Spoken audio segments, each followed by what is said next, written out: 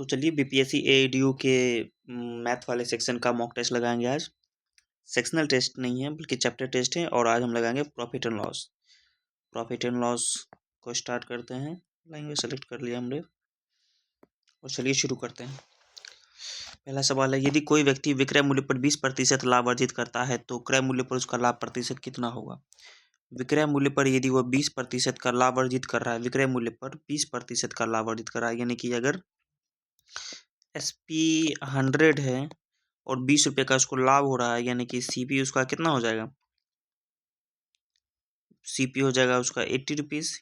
ठीक है, तो क्रय मूल्य पर उसका लाभ प्रतिशत, CP पर कितना लाभ हो रहा है उसको, CP पर उसको 20 रुपये का लाभ हो रहा है, सॉरी CP पर उसको 20 रुपये का लाभ हो रहा है, वो भी 80 पर, यानी कि 1/4 यानी कि 25% का लाभ हो रहा है, तो 25% लगाएंगे। दूसरे सवाल पर आ गए हैं। किसी वस्तु का अंकित मूल्य 2600 रुपये है, 2600 रुपये है, यदि 38% की छूट जाती है तो वस्तु का विक्रय मूल्य, अंकित मूल्य पर 38% की छूट दी जाएगी। 2600 को 38% छूट दे देंगे तो कितना हो जाएगा, तो 2600 है और 38% छूट मिला, यानी कि 62% पर इसको बेचा जाएगा बटा में 100। तो जैसे दो जीरो खत्म हो गया, 26 गुना में 62, 6 दूना 12 का 2, लास्ट में 2 आएगा, 6 दूना 12 का 2 हाथ में 1, 2 दूना 4, अच्छा चार का 36, 4 40 और 1 41 का 1 हाथ में 4, 6 दूना 12 4 16, 1612 रुपया आएगा। 1612 ऑप्शन नंबर 2 में है। ठीक है, तो 1612 रुपया आ जाएगा। चलिए तीसरा नंबर सवाल है। यदि एक आदमी एक पुरानी घड़ी 1200 रुपये में खरीदता है, वह इसकी मरम्मत पर 150 रुपये खर्च करता है, यदि वो घड़ी को 900 रुपये में बेचता है तो हानि प्रतिशत, 1200 रुपये में खरीदा और 150 रुपये मरम्मत में खर्च किया तो कितना हो गया, ये 1350 रुपये हो गया। ठीक है, और वह घड़ी को 900 रुपये में बेचता है तो हानि प्रतिशत, 900 रुपये में बेचा तो हानि कितना का हुआ, 450 रुपये का हानि हुआ, और टोटल लगा उसको कितना, यानी 1350, ये निकल गया दोस्तों हानि प्रतिशत। तो 45 दिया 135 होता है और 1/3 यानी कि 33.1/3 3% आ जाएगा इसका आंसर। एक विक्रेता बाजार में 30 प्लेट और 30 चम्मच, 30 प्लेट और 30 चम्मच प्रति 30 रुपये की दर से खरीदता है। फिर वह प्लेट 50 रुपये प्रति और चम्मच 25 रुपये प्रति की दर से बेचता है। लाभ यानी प्रतिशत, यानी कि प्लेट मान ले प्लेट P और चम्मच C। ठीक है, 30 प्लेट खरीदता है और 30 चम्मच खरीदता है 30 रुपये की दर से, 30 रुपये की दर से खरीदा, यानी कितना हो गया, 3 तिया 900 और ये 900। फिर वह प्लेट को 50 रुपये प्रति प्लेट, 50 रुपये प्रति प्लेट अगर इसको बेचता है तो 5 तिया 1500 इधर से बेचा, और 25 रुपये चम्मच, यानी 25 रुपये चम्मच बेचता है, 25 से 75 यानी कि 750 रुपये इधर बेचा तो 1500 और 750 कितना हो गया, 5 7 5 12 2 हाथ में 1 2 1, सॉरी 7 5 12 2 हाथ में 1 1 1 2, 2250 हो गया, और इधर 9 900 1800 में खरीदा, 2250 में बेचा तो कितना का क्या होगा, प्रॉफिट होगा इसको ऑब्वियसली, और कितना का होगा, 450 रुपये का प्रॉफिट होगा 1800 पर।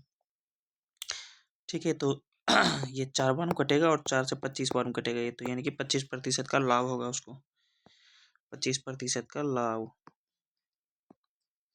यदि किसी वस्तु का क्रय मूल्य 50 रुपये और विक्रय मूल्य 25 रुपये तो हानि प्रतिशत, तो हानि प्रतिशत क्या हो जाएगा, क्रय मूल्य CP 50 रुपये है और विक्रय मूल्य SP 25 रुपये, तो हानि होगा कितना का हानि हो रहा है, 25 रुपये का हानि हो रहा है, कितना से 50 रुपये से इंटू में 100, 50 दूना 50% का हानि हो रहा है उसको, 50% का हानि हो रहा है उसको। जल्दी जल्दी करेंगे, टाइम बहुत कम है। अमित 38 रुपये प्रति केजी की दर से 10 केजी चावल और 40 प्रति केजी की दर से 30 किलो चावल खरीदता है, वह पूरे मिश्रण को 42 प्रति केजी की दर से बेचता है, हानि प्रतिशत। इसको बाद में करें थोड़ा सा। एक दुकानदार किसी वस्तु को X पर अंकित करता है, उस पर 20% छूट देता है और छूट वाले मूल्य पर 25% वैट जोड़ने के बाद इतना में बेचता है। आगे करते हैं। एक व्यक्ति एक बैट को 24.05 में बेचने पर 30% का लाभ कमाता है, यदि उसे इतना में बेचता तो उसकी हानि प्रतिशत क्या होती, ये बनेगा, बनाते हैं फटाफट। बोल रहा है 2405 रुपये में बेचने पर 30% का लाभ होता है, 30% का लाभ होता है, इसका मतलब 130% हुआ ये, 130 मल्टीप्लाई 100, यहाँ से CP निकल जाएगा। यदि हुआ है तो 13 से कट जाना चाहिए आई थिंक इसको। 13 से 13 कम 13, 13 कम 13 11, 110, तो 13 8 104 और 13 5 65, यानी कि 1850, 1850 सॉरी 1850 रुपये आ जाएगा।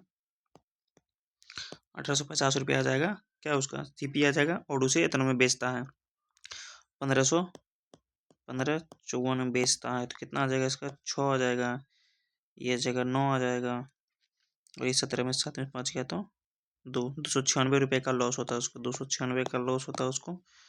कितना में 1850 में मल्टीप्लाई 100, कितना कहानी हुआ, जल्दी से निकालो भाई कितना कहानी हुआ। 1 0 से 1 0 गया, और किससे कटेगा, किससे कटेगा यार, 8 5 13 14, किससे कटेगा, कितना का अप्रोक्सीमेट जा रहा है देख लो, अप्रोक्सीमेशन यूज कर सकते हैं क्या।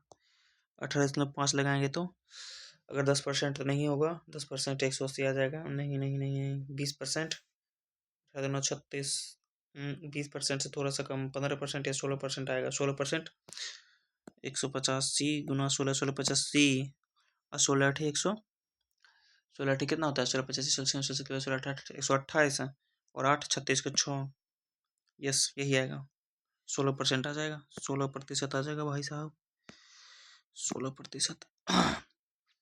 यदि कुल बैग के 70% को 30% के लाभ पर बेचा जाता है, कुल बैग के 70% को, मान लेते कुल बैग 100 था, उसके 70% को नहीं, 70% को 30% के लाभ पर बेचा जाता है, मतलब इसको 130 पर बेचा जाता है, और शेष बैग को यानी कि 30 को 20% की हानि पर यानी कि 80 पर बेचा जाता है, तो कुल लाभ का प्रतिशत क्या होगा, तो कुल लाभ का प्रतिशत कितना होगा कुल लाभ का प्रतिशत कितना हो जाएगा, ये कौन सा है भाई,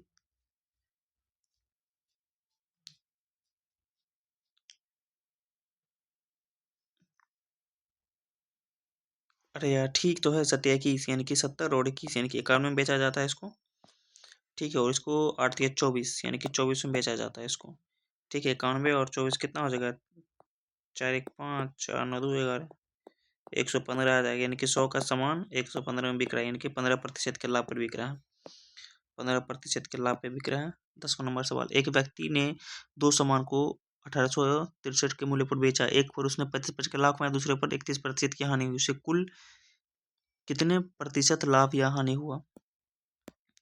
क्या बोल रहा है, इतना के मूल्य, दो सामानों को इतना के मूल्य पर बेचा, दोनों, एक व्यक्ति ने दो सामानों को इतना के मूल्य पर बेचा, एक पर 35% का लाभ और दूसरे पर 31% की हानि, कुल कितने परसेंट के लाभ या हानि हुई। सवाल समझ नहीं आया चलो टाइम भी ओवर हो गया, देखते हैं कितना सही होता है 10 क्वेश्चन में से। 10 क्वेश्चन में से 7 बनाए थे और 7 के 7 सवाल ही भी सही हो गए। देखिए भाई साहब 7 सवाल बनाए थे अपन ने और 7 में से 7 सही हैं, इनकरेक्ट 0 और 3 सवाल हमने छोड़ दिए अटेम्प्ट। तो चलिए सॉल्यूशन देख लें क्या, तीनों सवाल का देख ही लेना चाहिए।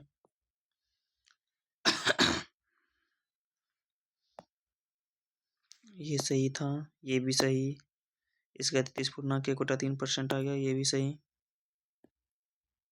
ये क्या हो रहा है,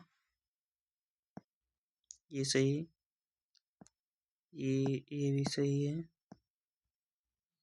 ये भी सही था। ये नहीं बनाए थे हम लोग ना, इसका सॉल्यूशन लेना है, इसका सॉल्यूशन लेना है, और एक लास्ट वाले का सॉल्यूशन लेना है, तो ठीक है। तो चलो भाई लोग, अगर आप लोग भी AEDO की तैयारी कर रहे हो, अगर आपको बिहार में शिक्षा के क्षेत्र में कुछ बड़ा बनना है, AEDO को टारगेट कर रहे हो, तो आप हमारे साथ जुड़ सकते हो। हम डेली इसी तरह से मैथ्स की प्रैक्टिस करेंगे, रीजनिंग की प्रैक्टिस करेंगे, और जहाँ तक होगा GK की भी प्रैक्टिस करेंगे, तो आप लोग इससे जुड़ सकते हो। बाकी wish you all the best सभी को। आप पूछोगे किस लिए, तो AEDO के लिए एडवांस में। धन्यवाद।